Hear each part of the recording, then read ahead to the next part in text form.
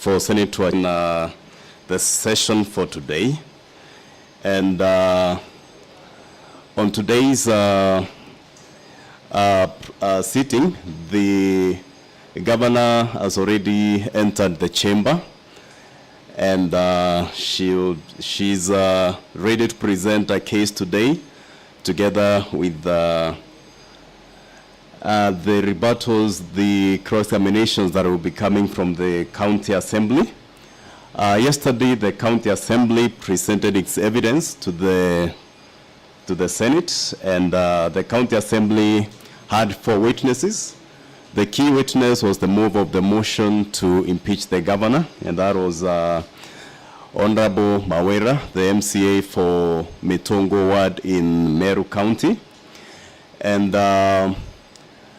the senators sought certain clarifications from the MCA, who was the star witness of that of the county assembly case, on issues of the nexus of the allegations of the misuse of public resources, abuse of office, issues of contempt of court, vilifying and bullying of other public leaders, and issues of bringing the county into this dispute. And there was that nexus that was being sought by the House on whether the governor was directly linked to the occurrences that the county assembly presented to the Senate.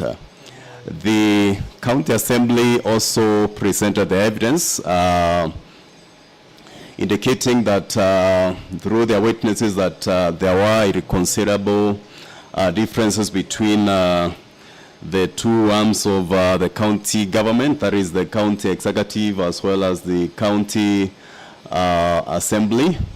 And there are also issues to do with the visit to China by a technical team from the county executive. And there were issues on whether the people went to that visit of China to inspect some medical instruments or laboratory instruments, whether they were duly qualified to do that kind of inspection. And there are also issues to do with the violence that was witnessed in some parts of Meru during some exercises of Okolea. And there are also issues to do with whether the Okolea program uses public resources from the county government of Meru to run that private entity. And there are issues of whether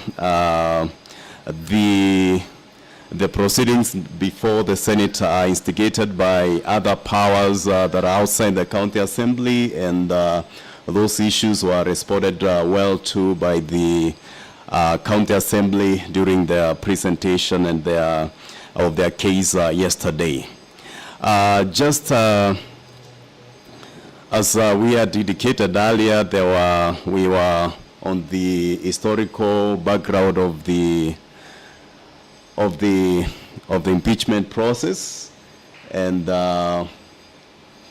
you can see there is quite a number of the MCAs from Meru County Assembly seated in the Speaker's Gallery today, and they are following the proceedings of the House.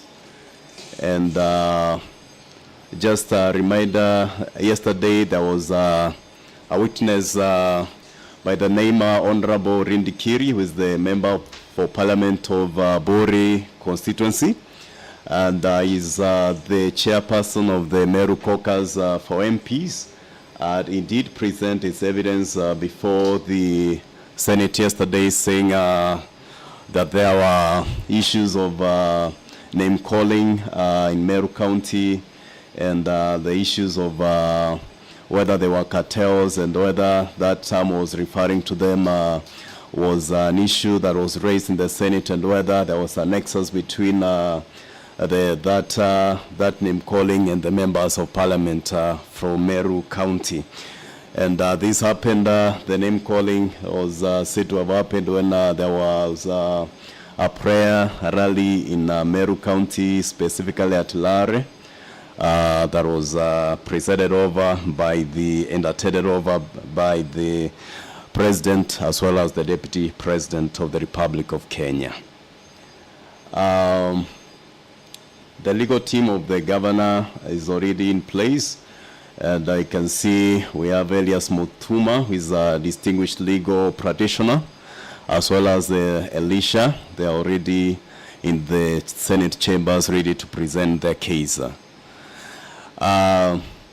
Just as we continue on the impeachment process in Nigeria, the impeachment process happens under the Constitution of the Federal Republic of Nigeria. The procedures for impeachment of the President of Nigeria and the state governors are basically the same, except that involvement of bicameral legislature in the impeachment of the President and a unicameral legislature in the impeachment of governors.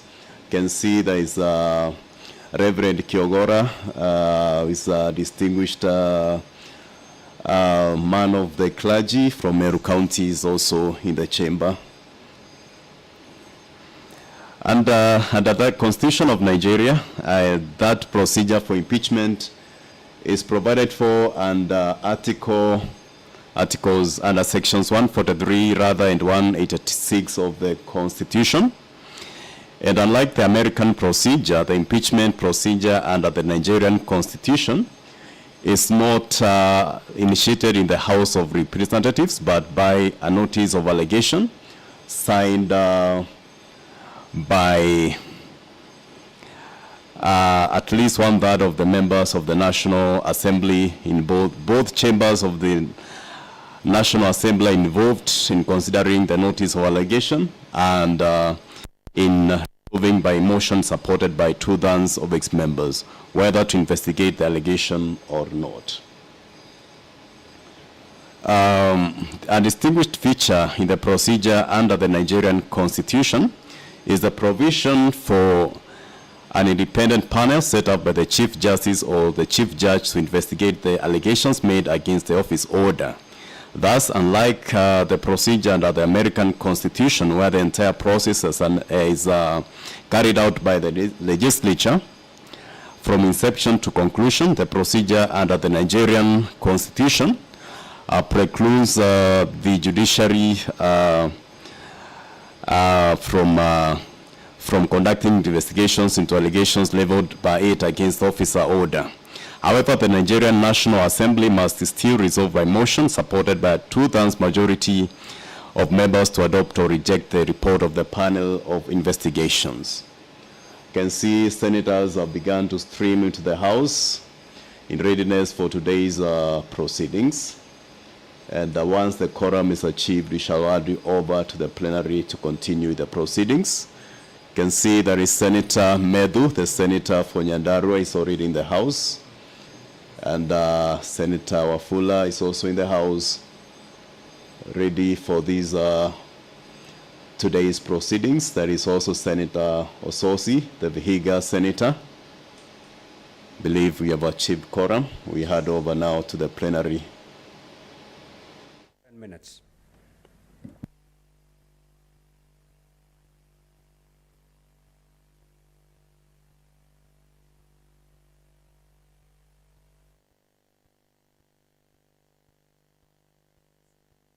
Quorum bell is still being rung.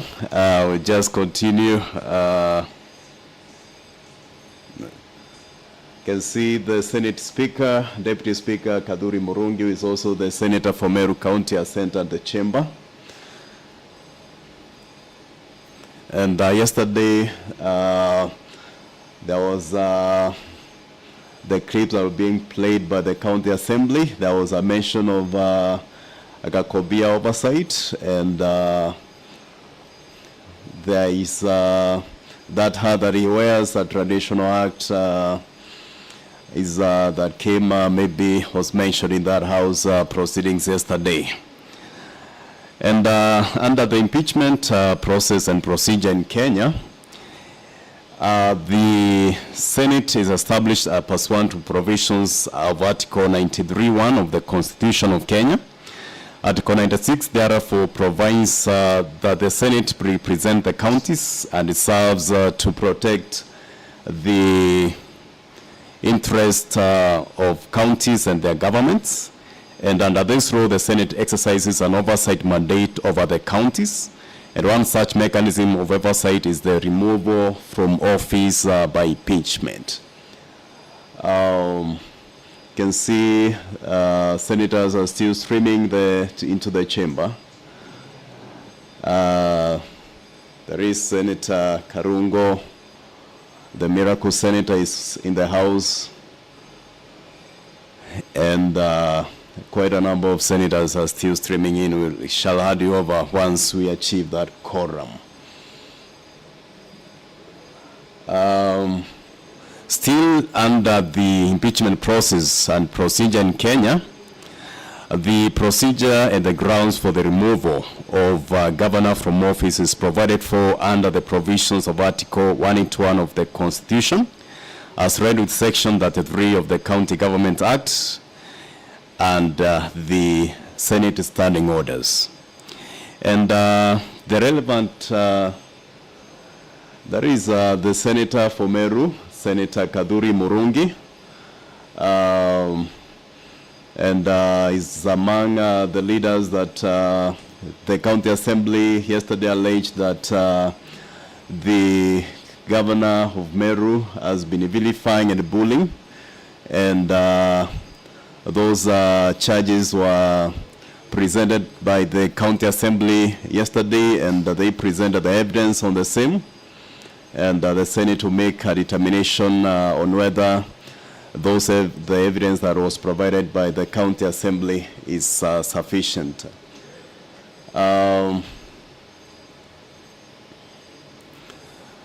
Still under the procedure for impeachment under our Constitution and statute, Section 33 of the County Government Act provides that provides for that procedure, while Article 181 of the Constitution provides the constitutional basis for removal from office.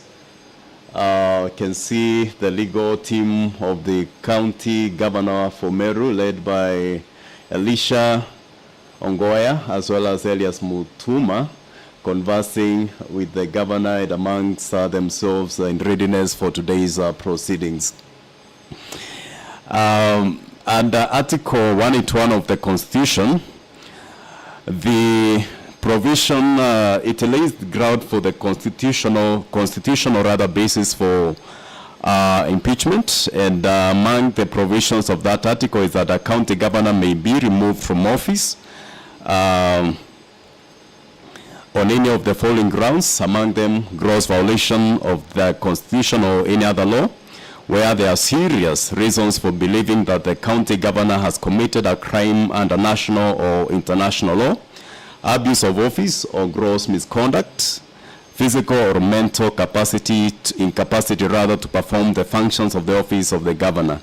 And then there is the legislation, the statute that has been provided for and enacted by Parliament to give effect to this Article 181 of the Constitution. You can see Senator Betty Maina entered the chamber. There is also Senator Hilary Wakili, is also in the house. And Section 33 of the County Government Act, it provides, there is also the leader of majority, Senator Aaron Cheriot, the distinguished senator for Kericho County, is also in the chamber, in readiness for today's proceedings. Under Section 33 of the County Government Act, a member of the County Assembly may be by a notice to the Speaker, supported by at least a third of all the members, move a motion for the removal of the governor, and that motion is the one that is now before the Senate, that it passed all the legal threshold under that act, and now it is under the consideration by the Parliament.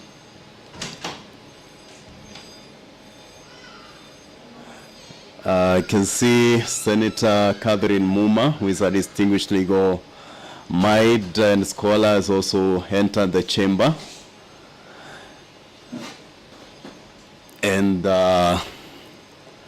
as we have already indicated under the procedure for impeachment of a governor, during the Senate's consideration of a report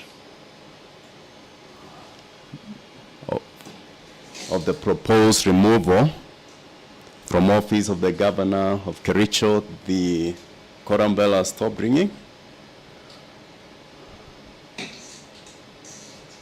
Yeah.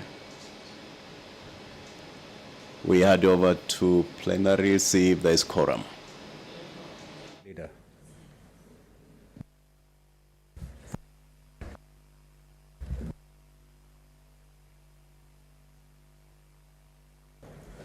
Mr. Speaker, sorry to disrupt proceedings, but at the rise of the House yesterday, you gave a very important communication, something which I strongly feel goes to the heart of the exercise that you are carrying out the last 2 days, a very important exercise that this House is undergoing. And you gave a very important communication on conduct and becoming on the part of certain people I'd refer to as state officers. So I wanted to request, Mr. Speaker, that we beg your indulgence, you allow us at least a few minutes to react to that communication, because there are senators here who have been mentioned, and of course people are wondering whether there are other forces that are guiding us as we undergo this business. Therefore, it will be unfair. I felt that yesterday might have been the time to speak to it, Mr. Speaker, but given that it was very late at night, going almost to 1 a.m. in the morning, I wanted to request if you could allow us, Mr. Speaker, to register our dissatisfaction, particularly those that have been mentioned and us as a House. Very well, Majority Leader. You will allow the clerk to read the first order, and then I will allow just 3 senators from each side speaking for 2 minutes each, and then we go straight to the business of the day. Clerk, proceed, please. Order number 1, communication from the chair. I will allow comments on the communication that I did at the rise of the House last night. And I'll take 3 senators from each side, each speaking for 2 minutes. The Majority Leader, kindly take the floor. Mr. Speaker, on behalf of the Senate, I want to register my disappointment in the increasingly unbecoming conduct of Cabinet Secretary Moses Kuria, a man who's continually embarrassing the appointing authority and casting serious doubts on the choice ability of none other than His Excellency, the President. Mr. Speaker, sir, that tweet was in bad taste. It paints senators as cheap people who have no cognitive abilities to make interpretation of the matters that are before us and make a sober decision that is in the interest of the Constitution and the people of Kenya. Mr. Speaker, this is the 14th impeachment hearing that the Senate is hearing, and I've had opportunity to vote in almost all of them. I take great exception in the conduct of Moses Kuria, in the tweet that he sent out, and the things that he said about this House and the colleagues that he's listed. In fact, Mr. Speaker, I now agree with members of this House who have brought censure motion before to discuss the conduct of this particular minister, because at every given opportunity, he has done nothing other than embarrass the appointing authority. In fact, it is my submission, Mr. Speaker, that the earlier CS Moses Kuria is let off his duty, the better for this administration, Mr. Speaker. Because every single day, in every action that he undertakes, he continues to embarrass the president and the people. No wonder the people of Kiambu resoundingly rejected his bid to be their governor, Mr. Speaker. It's because of this kind of habit, the kind of things that he says, how he goes about his duties, Mr. Speaker, and overall, his conduct as a human being. Therefore, Mr. Speaker, let Mr. Kuria know wherever he is, that senators cannot be intimidated, that the kind of monkey business he's trying to introduce cannot be allowed to stand, Mr. Speaker, because this is a distraction. Senator Kojong.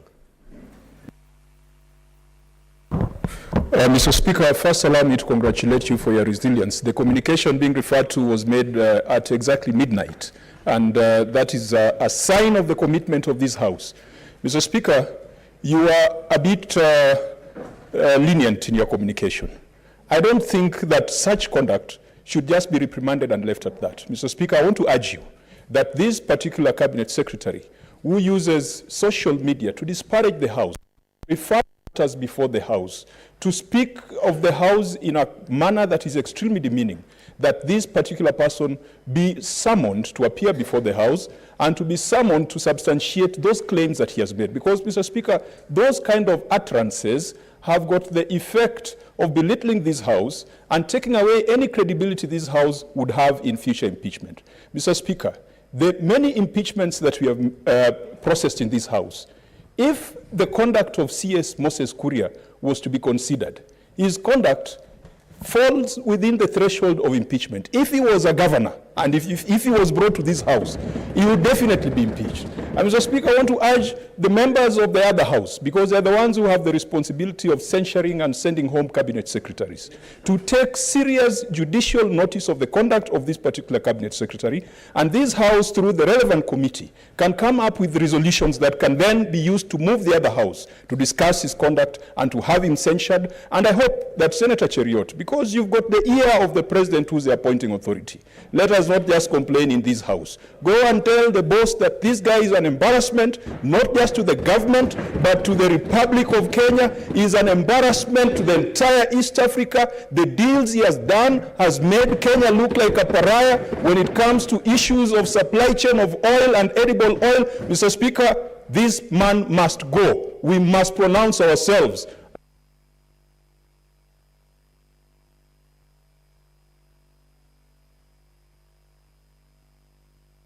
Senator Kathuri.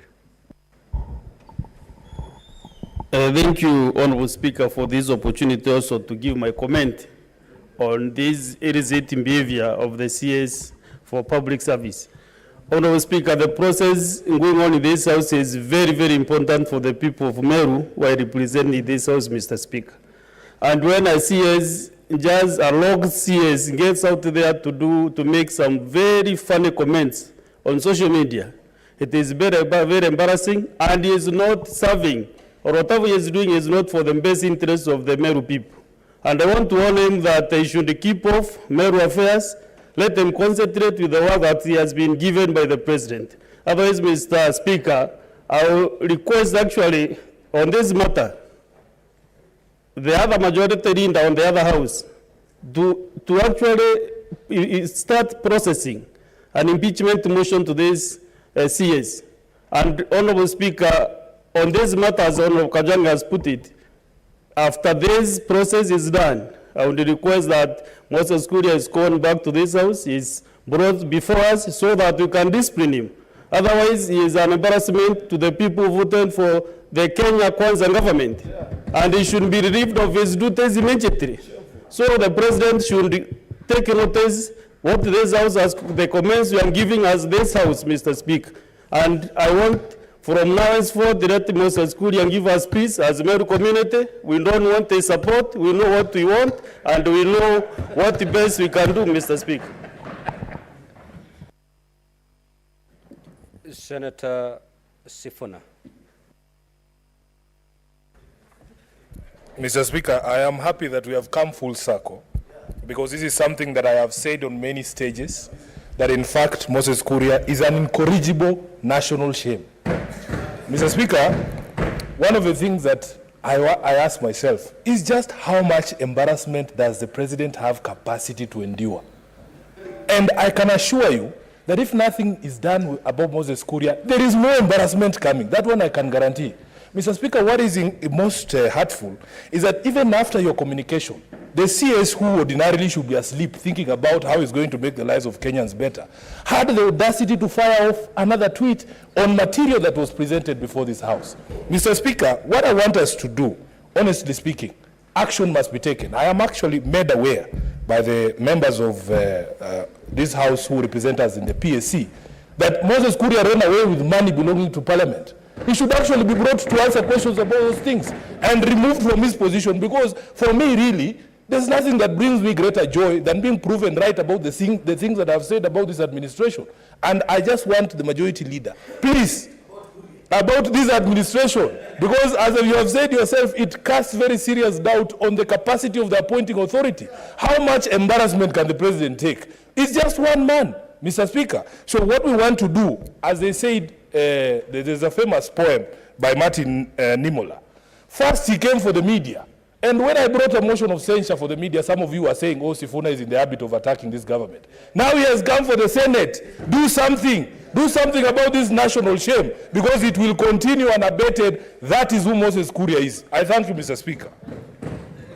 Senator Wamatinga. Thank you very much, Mr. Speaker, sir. I also like to weigh on this important matter. Mr. Speaker, sir, it is time that we as a country would stand up and be counted with one voice and tell the president that he should not be held hostage by some of these log ministers he has appointed to the government. Mr. Speaker, sir, at this time when Kenyans are suffering from high cost of living, the least that we need are these ministers who cannot even pronounce them to the policy direction, but instead they take it to the tweet and the media to actually abuse and belittle this House. Mr. Speaker, sir, I do join ranks with my colleagues. It is the high time we tell the president he must put the House in order. Some of these cabinet secretaries, Mr. Speaker, they are a big shame to the nation. The only thing that they can do, Mr. Speaker, when we complain of high cost of living, they tell us to go and dig our wells to produce our oil. Mr. Speaker, sir, it is unacceptable. And I would want to put it in no unmistakable terms. Central region is no shortage of intelligent people who are capable of learning the docket that Kuria is learning, and he should be shown the door as early as today, Mr. Speaker. We have the power, Mr. Speaker, to tell the president that indeed such a CS like Moses Kuria should be fired, if not yesterday, today in the morning, Mr. Speaker. It is a great shame to this House and to the nation indeed that someone at the middle of the night, instead of addressing the pertinent issues that are confronting Kenyans, he would take with a cup of, Mr. Speaker, sir, he should be fired. Senator Onyonka.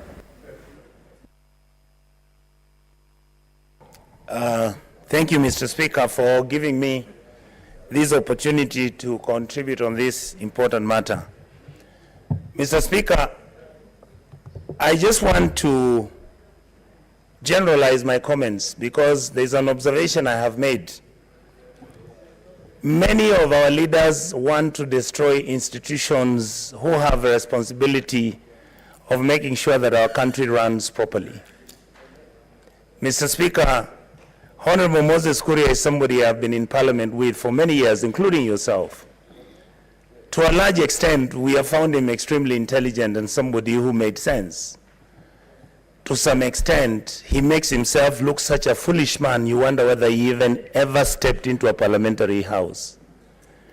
And yet, sometimes Moses doesn't understand that what he says means a lot to Kenyans. And indeed, our words have consequences. I would really want to plead with him and many other leaders to realize that these houses, the National Assembly and the Senate, are not just talking shops. This is a place where we discuss national policy. This is a place where we influence public opinion. And this is a place where it is assumed that we'll be providing direction on where our country is going. I really would like, Mr. Speaker, to plead with anybody who knows Moses like I do and many others.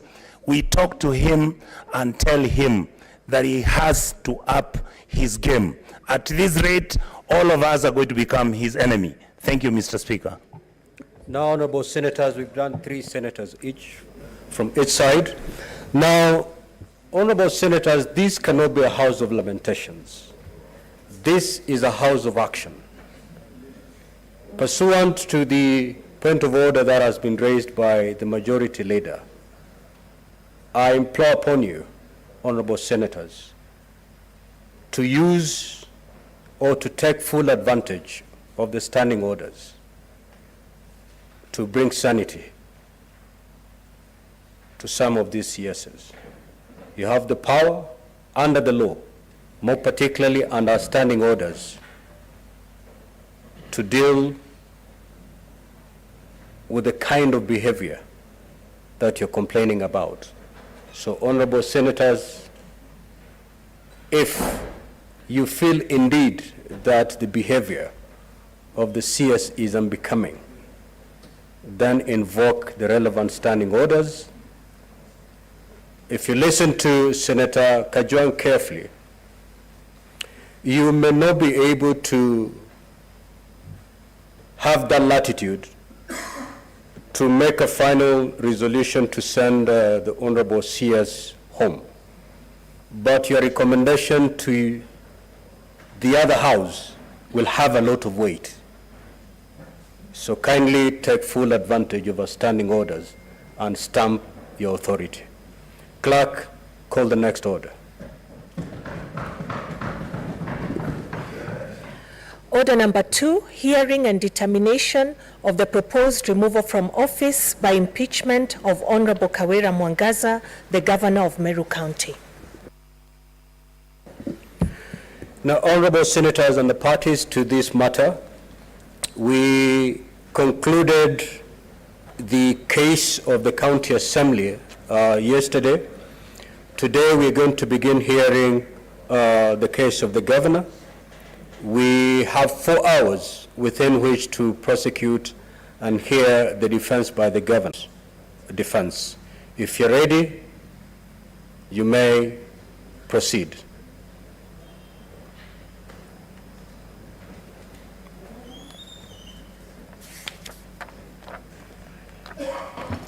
Thank you, Mr. Speaker, sir, and honorable members of the Senate. For record purposes, my name is Elias Mutuma, counsel appearing for the governor in this matter. Within the 4 hours that we have, we intend appears on our blue booklet, which is titled The Governor's Response, at page 86 onwards.